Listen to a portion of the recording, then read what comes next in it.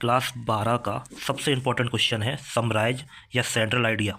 मतलब इसके ऊपर एक क्वेश्चन आएगा ही आएगा 100% 3 नंबर में। तो देखो, एक तो तरीका कि जो भी है वो हम याद करें, या दूसरा तरीका है वो ये है कि जो भी लेसन में प्रश्न पढ़े हों, मतलब जो भी लेसन में प्रश्न आए हों, 2 4 5 जो भी आए हों, उनको इकट्ठा करके लिख दो, तो आपकी समराइज या सेंट्रल आइडिया तैयार हो जाए। कोई भी क्वेश्चन आएगा, सेम शॉर्ट में कहानी को लिखना होता है, ठीक है।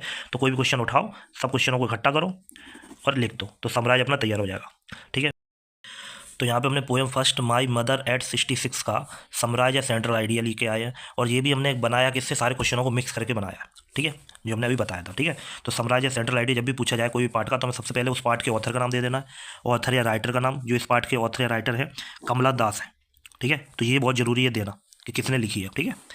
अब इसको स्टार्ट करते हैं। इसकी कहानी में क्या है सारांश। तो सबसे पहले हमने स्टार्ट किया कि दिस पोएम इंडिकेट्स, मतलब ये पोएम जो है वो इशारा कर रही है the feelings of a daughter, एक डॉटर की, एक पुत्री की फीलिंग्स को बता रही है फॉर हर एज्ड मदर, मतलब उसकी बूढ़ी माँ के प्रति उसकी जो फीलिंग है, उसकी जो भावना है, उसको इस पार्ट के अंदर बताया गया है। ये हो रहा मुख्य पॉइंट। आगे अब वो जो फीलिंग उसके मन में कम जागृत हो रही है, वो चालू होता है यहाँ से। While going to the Cochin airport, जब वो कोचीन एयरपोर्ट पे जा रही थी, किसके साथ जा रही थी? हर मदर, अपनी मदर के साथ, अपनी माता के साथ जब वो जा रही थी कोचीन एयरपोर्ट पे, तब उनके मन में फीलिंग जागृत हुई थी अपनी माँ के प्रति।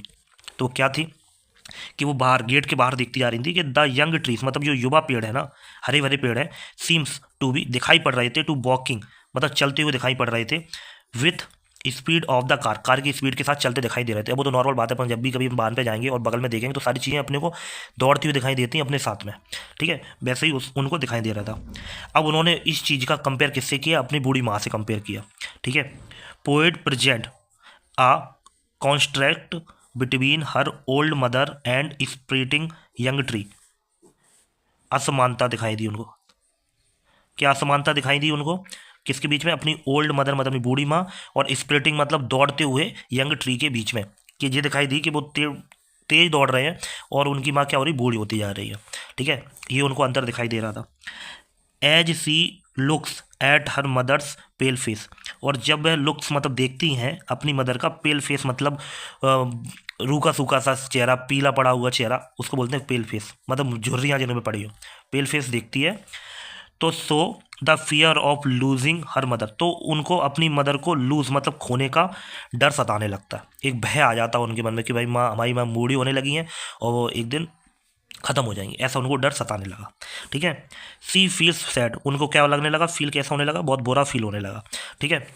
ये सब कुछ इस पार्ट के अंदर जा रहा था। फिर उन्होंने जब अपनी माँ से विदा ली, ये सीन हो गया है कार में जाते हुए। अब वो जब वो एयरपोर्ट पे उनको छोड़ रही थी, तो उनके मन में क्या फीलिंग जा रही थी? पोइट के मन में, कवियत्री के मन में, the poet feels pen, pains of getting separated, मतलब अपनी मदर से अलग होते टाइम पे वो क्या हो रही थी? भावुक हो रही थी, ठीक है, भावुक हो रही थी। बिकॉज, क्यों भावुक हो रही थी? क्योंकि of living her old mother, क्योंकि उनको अपनी मदर को क्या करना पड़ रहा था? छोड़ना पड़ रहा, मतलब छोड़ के जाना पड़ रहा था, ठीक है। तो इस प्रकार से ये कहानी का सारांश है, जिसका मतलब होता है समरी या सेंट्रल आइडिया करके, ठीक है। तो ये अपने को लिखना है, और अगर ये नहीं आए तो कुछ जो भी इस पार्ट में पढ़े हों उन्हीं को मिक्स करके लिख देंगे, तो भी अपने को नंबर मिल जाएगा, पर राइटर का नाम कंपलसरी है, ठीक है।